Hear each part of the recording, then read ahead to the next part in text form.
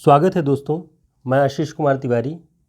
आज मैं आप लोगों को अपने ही बनाए हुए एक नोट्स के माध्यम से द्विवेदी युग और उसमें श्रीधर पाठक की जो एक भूमिका रही है, साथ ही छायावाद के ऊपर उसका क्या प्रभाव पड़ा है, ये तीनों चीज़ें एक साथ समझाने का प्रयास करूँगा। उम्मीद है आपको ये वीडियो बहुत ही उपयोगी सिद्ध होगा आपकी परीक्षाओं के लिए। तो शुरुआत करते हैं। श्रीधर पाठक, इनका जन्म सन 1859 ईस्वी को हुआ और मृत्यु 1928 में।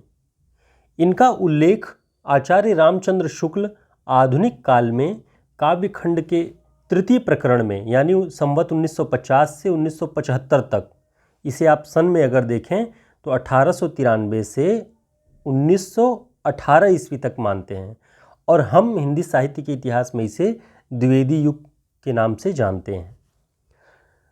आचार्य शुक्ल श्रीधर पाठक को सच्चे अर्थों में स्वच्छंदतावाद का प्रवर्तक मानते हैं।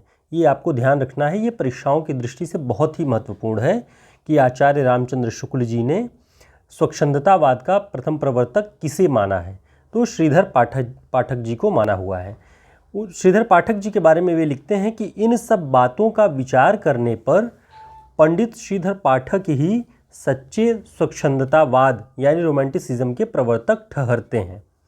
अब इन्होंने जो लिखा है कि इन सब बातों का विचार करने पर, वे सब बातें क्या हैं, तो वे सब बातें निम्नलिखित हैं, आप ध्यान दीजिएगा। शुक्ल जी लिखते हैं कि जिस प्रकार अंग्रेजी साहित्य फ्रांसीसी साहित्य के प्रभाव में प्राचीन लैटिन भाषा का प्रयोग साहित्य रचना में कर रही थी, उसी प्रकार हमारे यहाँ भी रीतिकाल तक संस्कृत भाषा और उसके विभिन्न छंदों का प्रयोग काव्य रचना में हो रहा था। यानी वो कहते हैं कि फ्रांसीसियों में लैटिन भाषा, जैसे हमारे यहाँ संस्कृत प्राचीन भाषा है, वैसे ही वहाँ पर लैटिन प्राचीन भाषा के रूप में थी। तो उसका जो प्रभाव अंग्रेजी साहित्य पर पड़ा, तो उस प्रभाव के अंतर्गत प्राचीन परिपाटी के जो काव्य लिखे जा रहे थे, वही एक रूढ़ रूप में चले आ रहे थे काव्य में, और हमारे यहाँ भी रीतिकाल तक संस्कृत भाषा का प्रयोग उसी रूप में हो रहा था। यानी सामान्य जनजीवन की जो एक लोक भाषा थी, उसका प्रयोग साहित्य के अंतर्गत नहीं हो रहा था। इन प्राचीन भाषाओं और साहित्य में प्रचलित छंदों का प्रयोग काव्य रचना में रूढ़ी और जड़ता का समावेश कर रहा था। यानी केवल ये पंडितों और विद्वानों की भाषा रह गई थी, उधर लैटिन और इधर संस्कृत लोक भाषा का कविता में प्रवेश नहीं हो पा रहा था। शुक्ल जी ने लिखा कि भारतेंदु मंडल के जो कवि थे, उन्होंने काव्य को नए नए विषयों की ओर मोड़ा। यानी सामाजिक काव्य लिखे गए, हास्य प्रधान, और जो सामाजिक विसंगतियां थी उनको केंद्र में रख के हिंदू धर्म या तमाम तरह की जो हमारे समाज में जड़ताएं थी, उनको तोड़ने के लिए अलग अलग विषयों का उन्होंने प्रयोग तो किया, लेकिन कविता का जो ढांचा था वो पुराना ही रह गया। छंदों का प्रयोग, अलंकारों का प्रयोग, ये सब पुराने ही काव्य रूपों के अंतर्गत किए जा रहे थे, और प्रकृति के स्वरूप का जो निरीक्षण था वह भी पुराने ही ढंग पर हो रहा था। ये शुक्ल जी ने लिखा।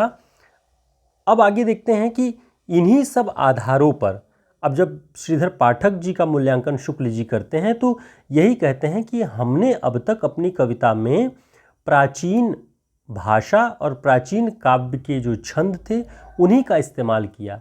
इन छंदों का बंधन और प्राचीन जो एक वर्चस्वशाली समूह की भाषा थी, उसको हम तोड़ नहीं पाए कविता में।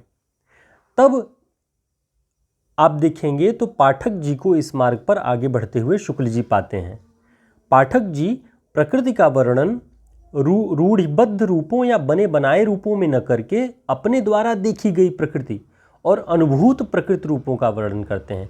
यानी उन्होंने अब तक जो प्रकृति के बारे में कहा गया है, सुना गया है, लिखा गया है, उनको छोड़कर अपनी आँखों से देखी हुई, अपनी अनुभूतियों में रमी हुई प्रकृति को प्रकट किया।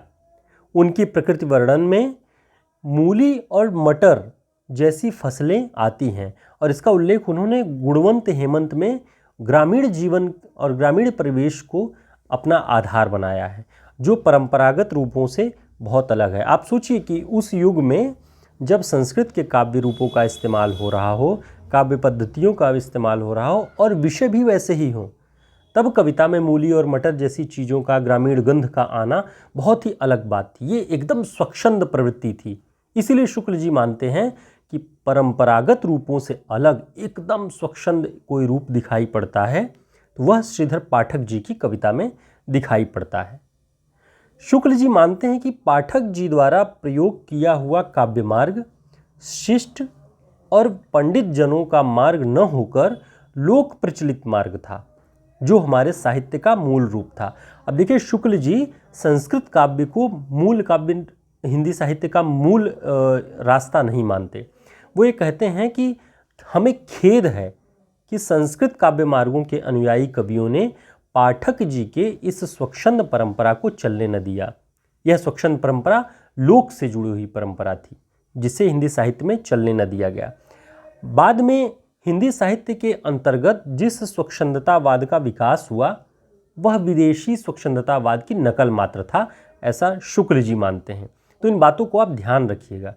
शुक्ल जी कहते हैं कि जो हमारी लोक परंपरा से अर्जित हिंदी काव्य हो सकता था, लोक भाषा में लिखा हुआ, वह न होकर के विदेशी नकल, जो गीतांजलि रविन्द्रनाथ टैगोर ने लिखी, तो लोगों को लगा कि हम बंगला की जो कविता है और रविन्द्रनाथ टैगोर द्वारा जो लिखी गई कविता है, इसी तरीके की कविताएं लिख करके प्रसिद्धि हासिल कर सकते हैं। लेकिन वह मात्र विदेशी पैटर्न का नकल था। पाठक जी का जो एक रास्ता था वह मौलिक स्वच्छंदतावाद का मार्ग था, ठीक है, जो कि ये सॉरी यहाँ पे नहीं लिखा गया, इसको काटना है। पाठक जी का मौलिक स्वच्छंदतावाद वाला मार्ग उन्होंने अपनाया, और जो पाठक जी ने अपनाया वह नेचुरल प्रवृत्ति थी हिंदी कविता की। तो हमें ये ध्यान रखना है। अंततः शुक्ल जी लिखते हैं कि परिणाम यह हुआ कि अपने यहाँ रीतिकाल की रूढ़ियों और द्वितीय उत्थान की इतिवृत्तात्मकता से छूटकर बहुत सी कविता विदेश के अनुकृत रूढ़ियों और वादों में जा फंसी। अब जो हिंदी कविता में स्वच्छंदतावाद या छायावाद का एक चलन हुआ, शुक्ल जी लिखते हैं कि खेद है कि अगर पाठक जी वाली धारा अगर इस धारा में आके मिलती, छायावाद में या स्वच्छंदतावाद में, तो हिंदी कविता का रूप कुछ और होता।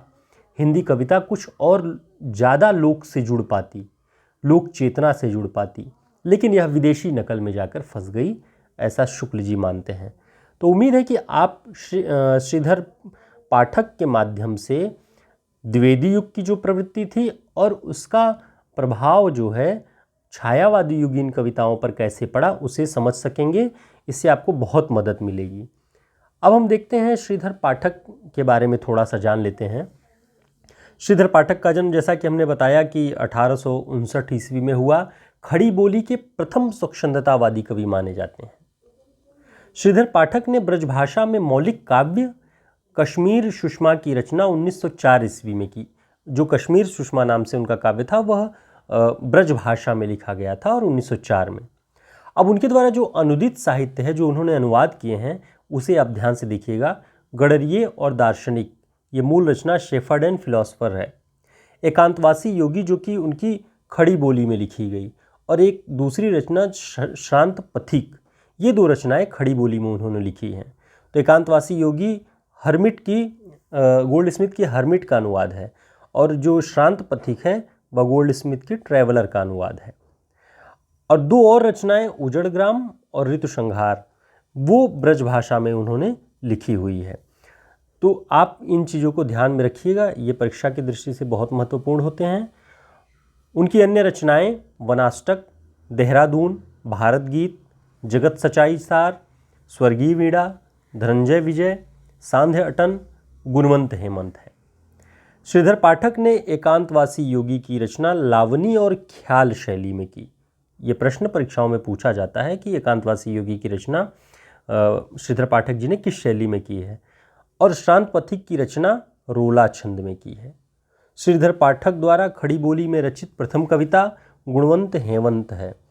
तो खड़ी बोली में ये रचित उनकी पहली कविता है, तथा खड़ी बोली की प्रथम पुस्तक उनकी एकांतवासी योगी है।